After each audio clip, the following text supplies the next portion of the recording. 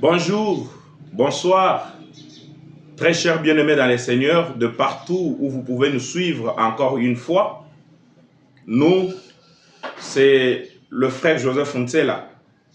Nous revenons encore dans ces nouveaux numéros pour faire suite à notre leçon sur la création ou le mouvement de Dieu. Nous avons d'abord parlé de Dieu comme étant cette essence, cet esprit géniteur. Nous avons parlé de la création comme la conséquence de son mouvement, étant cet esprit qui remplissait l'univers, étant celui qui remplissait l'éternité. Quand il a commencé à faire le mouvement, à se condenser pour prendre une certaine forme, c'est alors qu'il y a eu de l'espace qu'on pouvait aussi maintenant penser voir ces dieux étaler les ambitions qui étaient en lui, dont les attributs, le penser, comme le prophète Branham l'a dit. J'étais en train de parler, la fois passée, je vous avais dit qu'il faudra que nous revenions avec les supports sur tout ce que nous avions dit. Parce qu'on avait parlé de Dieu comme étant la première de ses créations lui-même. Et par la première de ses créations ici, c'est pas que Dieu a commencé à exister. Non, Dieu lui existait pour toujours, il était l'éternité. Et pour que l'homme commence à savoir qui Dieu était, ça avait demandé un certain mouvement de sa part. Et c'est cela qui a fait cette création. Et le premier des mouvements où l'homme pouvait se représenter ce que Dieu devrait être, ces mouvements-là n'a donné naissance qu'à Dieu lui-même. Nous revenons aujourd'hui avec Frère Branham. Je suis dans la question-réponse sur la Genèse, prêché le 29 juillet 1953, au paragraphe 21, la lecture commence. J'ai lu. Alors, si Dieu a créé l'homme à son image et à sa ressemblance, quel genre d'homme a-t-il créé? Un homme esprit. Maintenant, si vous remarquez, après qu'il a produit toute la création et qu'il a créé l'homme esprit, en lisant ceci attentivement, la personne qui a posé cette question, on trouvera ceci. C'est Dieu a donné à l'homme de dominer sur le bétail et sur le poisson et sur tout. Mais la façon dont il a procédé, là, il a fait l'homme à son image afin qu'il conduise les bétails, qu'il conduise les animaux de champ exactement comme le Saint-Esprit conduit les croyants aujourd'hui. Nous n'en sommes pas là, nous ne parlons pas de l'homme. Je prie cette écriture pour continuer, voir ce que Frère Branham est en train de dire. Je vous avais dit que souvent j'utilisais le terme la création inférieure, ça ne venait pas de moi, c'est le Frère Branham qui le disait, et je continue avec la lecture. Le paragraphe 22 de la même prédication. Il était, autrement dit, Adam le premier homme des créations inférieures de Dieu. Adam est le premier homme des créations inférieures de Dieu. Et quand on parle de création inférieure, on sous-entend une autre création qui soit supérieure. La première création, c'était Dieu lui-même. Ensuite, de Dieu est sorti le Logos, qui était le Fils de Dieu. Ensuite du Logos, qui était la parole? Au commencement était la parole, et la parole était avec Dieu, et la parole était Dieu. Et la parole a été faite chair, et elle a habité parmi nous. Du Logos est sorti l'homme. Nous voyons que Frère Branham est en train de faire l'alignement dans cette création. Il donne un certain ordre. Il dit que la première création, c'était Dieu lui-même. Et de ces dieux, quand il a fait ses mouvements, comme nous l'avions vu, quand il s'est condensé, il s'est confiné, alors cela a donné naissance à une forme presque humaine, une forme que la pensée humaine peut maintenant se le représenter, comme le prophète le dit. Je continue avec la lecture, ça sera vraiment une soirée de lecture. Le paragraphe 23 de la même prédication toujours. Oh, j'ai un tableau magnifique dans ma pensée en ce moment. Si vous voulez, faites un petit voyage avec moi. Et je crois que j'ai déjà parlé de ceci. Mais pour le présenter de sorte que vous le voyez à coup sûr, maintenant, faisons un petit voyage. Retournons en arrière pendant un petit moment. Bon, ne pensez pas à la chaleur qu'il fait ici. Concentrons notre pensée sur ce dont nous allons parler et réfléchissons maintenant. Je continue toujours, paragraphe 24. Retournons en arrière, 100 millions d'années avant qu'il y ait même une étoile, une lune ou quoi que ce soit dans le monde. Effectivement, à un moment donné, il n'y avait rien du tout ici. Il n'y avait que le toujours et l'éternité. Et tout cela, le toujours et l'éternité, c'était Dieu. Il était là au commencement. Maintenant, allons nous accouder sur cette balustrade et regardons là-bas pour voir ces choses arriver. Frère Branham est en train de parler toujours de la création. D'un Dieu qui, peu avant, n'était pas sous la forme corporelle. Il dit, paragraphe 26, « Or, personne n'a vu le Père. Personne ne peut voir Dieu sous une forme corporelle. » Parce que Dieu n'est pas sous une forme corporelle. Dieu est un esprit. Voyez, très bien. Personne n'a vu le Père. Mais c'est le Fils unique venu du Père qui l'a fait connaître. 1 Jean. Voyez-vous, c'est Frère Branham qui pose la question. Bon, mais remarquez là, il n'y a rien. Il n'y a que l'espace. Il n'y a pas de lumière. Il n'y a pas d'obscurité. Il n'y a rien. Et c'est comme s'il n'y a rien. Mais là se trouve un grand être surnaturel. Dans les riens là, le Dieu Jéhovah qui remplissait tout l'espace, tout lieu et tout temps. Il existait depuis toujours. Depuis toujours. Il est le commencement de la création. C'est Dieu. On ne voit rien, on n'entend rien. Il n'y a aucun atome en mouvement dans l'air. Il n'y a rien, il n'y a pas d'heure. Rien du tout, et pourtant Dieu était là. C'était Dieu. Maintenant, observons pendant quelques minutes. Voilà la première création qu'on était en train de voir, c'est ce Dieu lui-même. Vous pouvez vraiment très bien le voir là, que Dieu lui-même se présente ici comme la première de ses créations. Et personne ne pouvait le voir. C'était ça le Père. Le Père ici, c'est tout un concept. Le Père, quand on dit Dieu le Père, c'est tout un concept. Ce n'est pas un monsieur qui a de la barbe et puis qui aurait déjà vieilli et dès qu'il doit commencer à faire, à donner naissance. Non, le Père, c'est tout un concept. C'est ces dieux-là, ces débuts-là qui remplissaient l'univers que l'homme ne pouvait comprendre, que l'homme ne pouvait pas expliquer à l'autre. Quelque chose de presque incompréhensible ou incompréhensible totalement. Mais alors, qui existait sans que personne puisse décrire. C'était ça le Père. C'est pourquoi les Écritures les diront jusqu'à la fin, personne n'a vu le Père. Nous avons parfois l'audace de dire, nous l'avons vu, nous avons vu le Père. Oui, nous le verrons que quand il change de masque, quand il change de forme, parce que vous allez retenir que nous avons parlé de la divinité. Et la divinité, on avait défini que c'est l'essence de ce qui est surnaturel.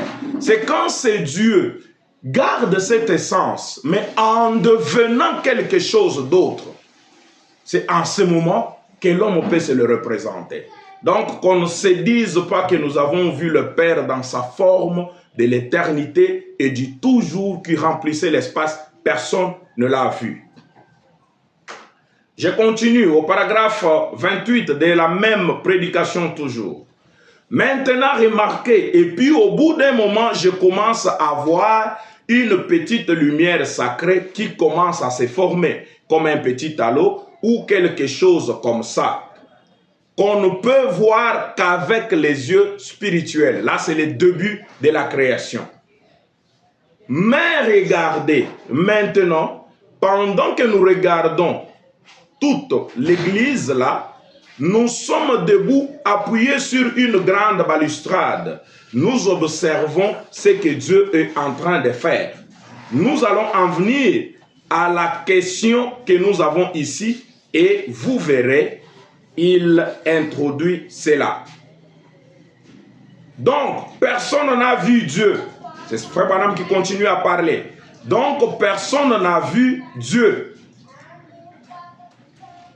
Là, ensuite, ce que nous commençons à voir, grâce à des yeux qui peuvent regarder dans les surnaturels, nous voyons se former une petite lumière blanche là-bas. Qu'est-ce que c'est? C'est ce qui a été appelé par les lecteurs de la Bible les logos, ou les oins, ou encore l'onction. Ou là, ce que j'allais dire, la partie de Dieu qui a commencé à prendre forme.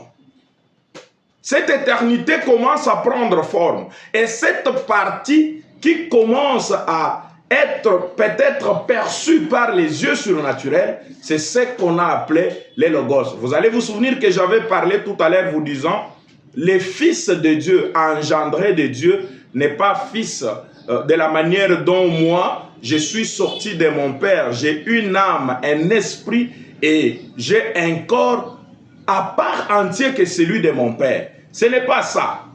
Le Fils ici, c'est le même Père qui devient autre chose. En fait, c'est encore un concept. Le Fils, c'est tout un concept. C'est quelque chose qui existe tirant son origine de cette fontaine d'amour, de cet être incompréhensible, de ce Dieu infini, quand il commence à se laisser voir, pour que l'homme s'approche un peu de lui, dans sa condensation ou dans son confinement, c'est cette lumière-là qu'on appelle Fils. Encore un concept. Nous allons continuer, toujours Frère Branham qui est en train de parler. Il dit, c'est la partie de Dieu qui a commencé à se former afin que les êtres humains puissent en quelque sorte se les représenter. Parce que bien avant ça, il n'y avait pas moyen de se les représenter. Je vous avais fait faire un exercice ici disant, fermez vos yeux, pas face à la lumière. Mettez votre main là-bas. Vous avez une image ambiguë. Vous avez une image que vous ne pouvez pas expliquer. C'est à cela que ressemblait cet être créateur, cet esprit géniteur, avant que la création n'ait commencé. C'était une petite faible, une petite lumière qui se déplaçait. Vous comprendrez pourquoi j'ai intitulé la création « Le mouvement de Dieu ». Qui se déplaçait? C'était la parole de Dieu. Nous continuons, j'avais dit qu'aujourd'hui, là, nous venons rien que pour la lecture. Or, Dieu a donné lui-même naissance à ses fils qui existaient avant qu'il y ait eu un atome. De l'air, avant qu'il y ait de l'air pour produire un atome, j'allais dire. Vous voyez, Jésus a dit, glorifie-moi, Père, de la gloire que nous avions avant la fondation du monde. Vous voyez tout là-bas. Je crois que vous êtes en train de voir comment Frère Branham, lui, est en train de décrire les commencements, comment la chose pouvait aller. C'est un fils qui existe avant la création même d'un atome. Quand on va arriver à la divinité du Seigneur Jésus-Christ, nous allons encore beaucoup plus nous étaler là-dessus. Les concepts fils, c'est ce Dieu, cet être qui hier ne pouvait être expliqué. Quand il commence à prendre forme pour que nous puissions au moins avoir dans notre idée une certaine représentation de ce qu'il est, qu'on l'appelle fils. Un concept. Maintenant, dans Jean 1, il a dit, au commencement était la parole, et en premier, et la parole était Dieu, et la parole a été faite chair, et a habité parmi nous. C'est Dieu qui descend, s'est dévoilé en devenant un être humain. Maintenant, regardez bien comment il a fait ça. Sa descente, son confinement, sa condensation, le fait qu'il veut exprimer les attributs qui étaient en lui. Et comme il n'y avait pas d'espace sur lequel exprimer cela, il a commencé lui-même à se condenser, et en se condensant, il a laissé un espace vide. Et quand il laisse cet espace devient son champ d'action. Cet espace devient la place par laquelle il va exposer ce qu'il y avait en lui hier comme des pensées et aujourd'hui qui seront une création. C'est toute une existence qui va voir jour. Les commencements de la création de Dieu. Ce fils ici est appelé les commencements de la création de Dieu. Et beaucoup de gens, en prenant ceci, l'appliquant sur le Seigneur Jésus-Christ, ils ont cru qu'en disant ceci, Jésus serait quelque chose d'inférieur à Dieu. Quand on reviendra avec la divinité, nous allons voir comment le prophète Branham parle. Je prends d'abord une écriture ici dans Exposé des âges, c'est à l'âge de la Odyssée. William Branham dit ceci. Il interprète les commencements de la création de Dieu. Il dit, le commencement de la création de Dieu, voilà qui le Seigneur Jésus dit être. Seulement, ces mots n'ont pas exactement le sens qu'il nous semble avoir. C'est Frère Branham qui parle. En prenant ces mots sans bien les comprendre, certains, des multitudes de gens en fait, pensent que Jésus a été la première création de Dieu. Ce qui les rendrait inférieurs à la divinité. Si vous pensez aussi comme ça, vous rendez Jésus inférieur à la divinité et voilà comment nous avons des problèmes de dire la divinité était là, après elle est sortie et Jésus est devenu ceci, Jésus est devenu cela. Non, Frère Branham nous signale que c'est quand ce concept fils ou ce concept première création de Dieu n'est pas bien compris dans son contexte. Il dit, cela le rendrait inférieur à la divinité. Ensuite, cette première création aurait créé tout le reste de l'univers et tout ce qu'il contient. Mais ce n'est pas vrai. Ça, c'est Frère Branham qui le dit. Ce n'est pas vrai de penser comme ça. Vous savez que cela ne correspond pas au reste de la Bible.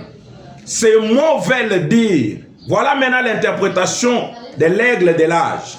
Ces mots veulent dire, il est celui qui commence, ou l'auteur de la création de Dieu.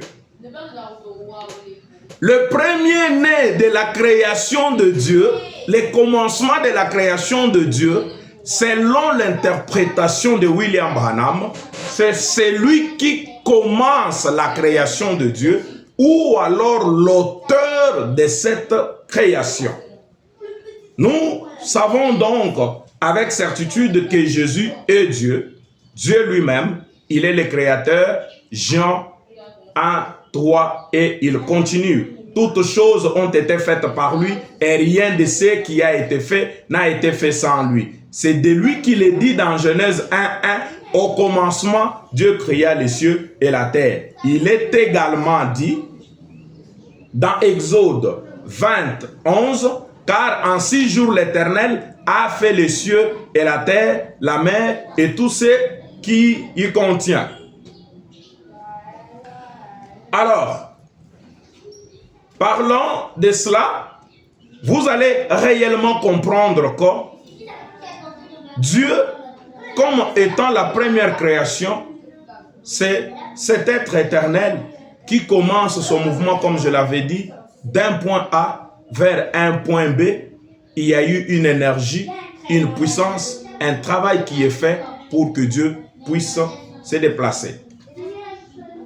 Nous avions encore parlé de la hiérarchie d'anges, les rangs d'anges. Et une question m'avait été posée. On pensait peut-être qu'en parlant de ces rangs, c'était des choses que j'étais en train de peut-être d'inventer, mais ce sont des termes des frères Branham. Il faut tout simplement qu'on se donne du temps de chercher et on va trouver comment il est dit. Je vous prends dans la hiérarchie de la création supérieure avant qu'on en arrive à l'homme. Je prends la prédication, le chef-d'œuvre de Dieu identifié. Prêché le 5 décembre 64, je suis au paragraphe 64 aussi. Frère Branham dit ceci. Paragraphe 64, nous lisons. Nous voyons ces corps célestes qui sont dans les ciels. La Bible dit que même une étoile diffère d'une autre.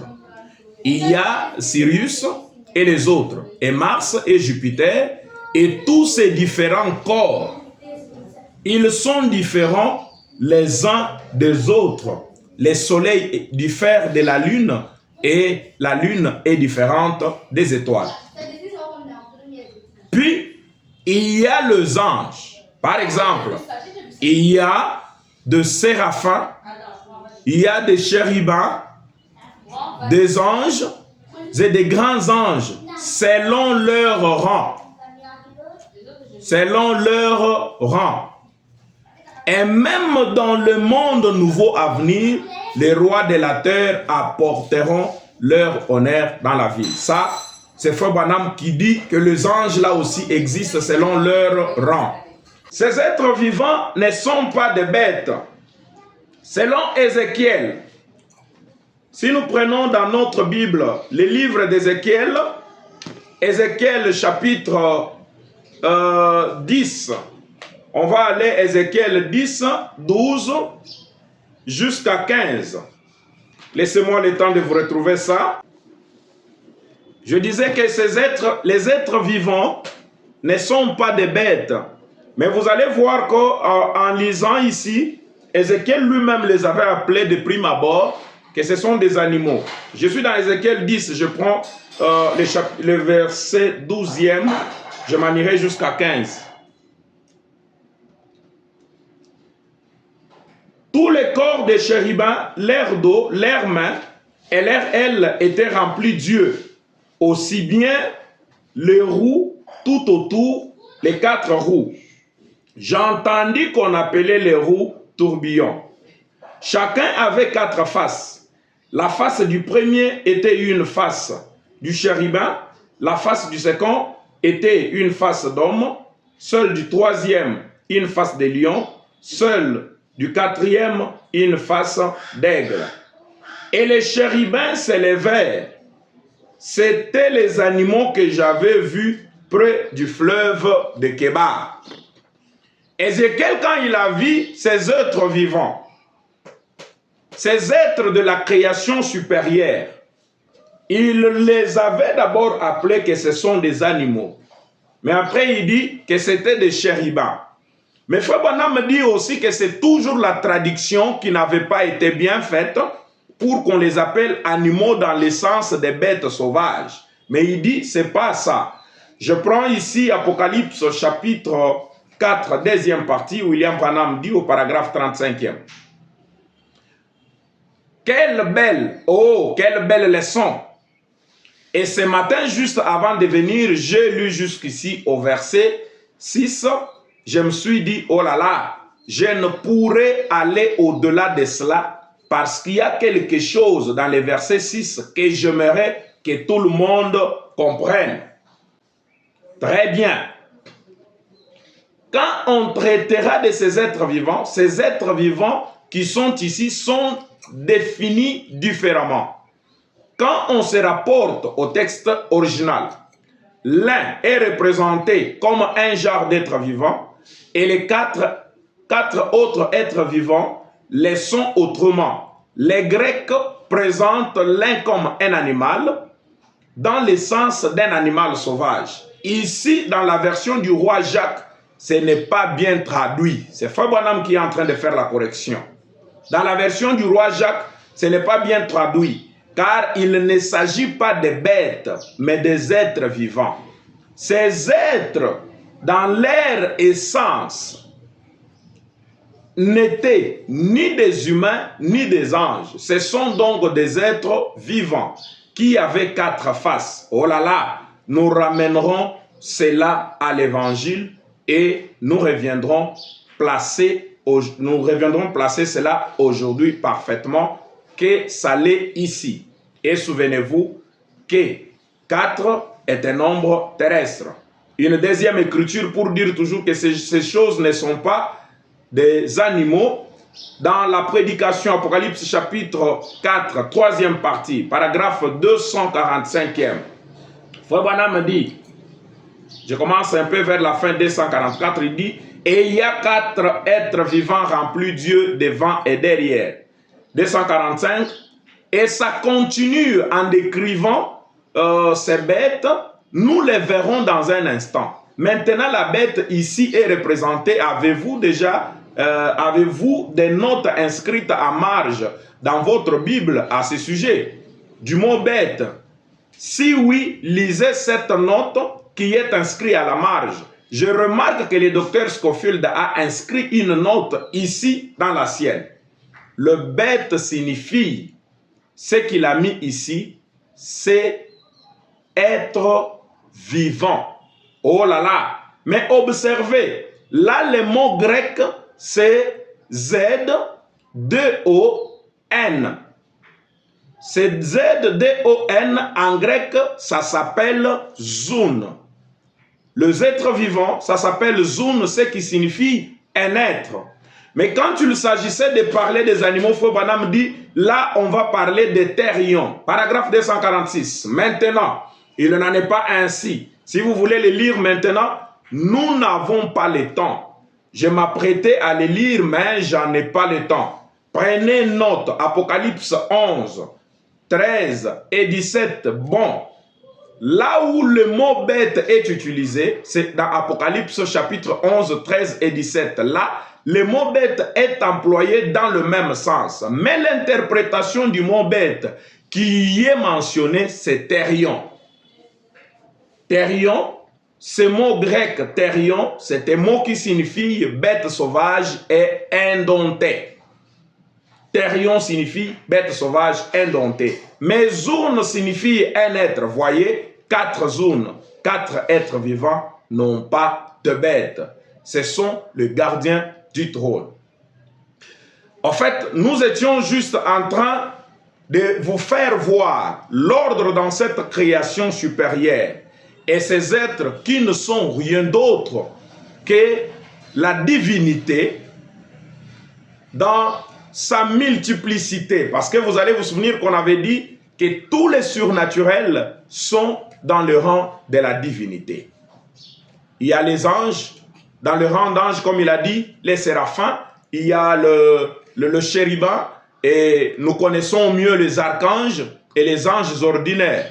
Mais je vous avais dit que ce rang-là est tellement long. Vous allez vous souvenir, pour nous qui avons eu le temps de passer par les écoles catholiques, on chantait, savez-vous ce qu'il y a il y a un seul Dieu qui règne dans l'univers, et qui règne dans les cieux. Et on parlait du 9 comme 9 cœurs des anges. Ce sont le rang. Paul en a parlé de trône, de domination, de principauté. Jusque-là, ce sont les 9. Mais les plus rapprochés de Dieu sont les séraphins, que Frère Branham appelle les brûleurs de sacrifices. Ce sont eux qui s'occupent de l'adoration en disant « Saint, Saint, Saint » devant le trône de Dieu. Et les chérubins sont un autre rang qui s'occupe du gardinage du trône. Oui, les voici les seigneurs de gloire. Auparavant, en tant que père, il était entouré d'anges, d'archanges, de chérubins, de séraphins et de toute l'armée des cieux qui criait « Saint, Saint, Saint est l'Éternel, le Dieu des armées. » Sa sainteté est telle qu'aucun homme ne pouvait l'approcher. Là, c'est encore exposé des âges dans l'âge de Philadelphie. Nous sommes arrivés à la fin de notre numéro pour ce jour. On voulait juste apporter ces supports pour que ce qu'on est en train de dire ne soit pas les paroles que nous disons, mais que ce soit ce que le prophète Branham dit. Que le Seigneur Dieu vous bénisse, que la paix du Christ qui dépasse, qui surpasse toute intelligence, couvre vos maisons de partout où vous êtes. Alors, vous tous qui avez la chance ou qui aurez la chance, l'occasion de nous suivre, souvenez-vous que nous sommes sur la voie du vigile. votre chaîne qui parle de la parole de Dieu. Et ici, c'est une branche spécifique, l'école du dimanche en ligne. Veuillez vous abonner massivement. Veuillez partager nos vidéos. Veuillez aimer et faites autant du bruit. Partagez les liens pour que beaucoup de gens aussi viennent et réagissez. Posez vos questions et proposez des sujets. Nous allons prendre notre temps pour le préparer et venir, surtout que nous sommes dans une école, nous avons besoin d'apprendre.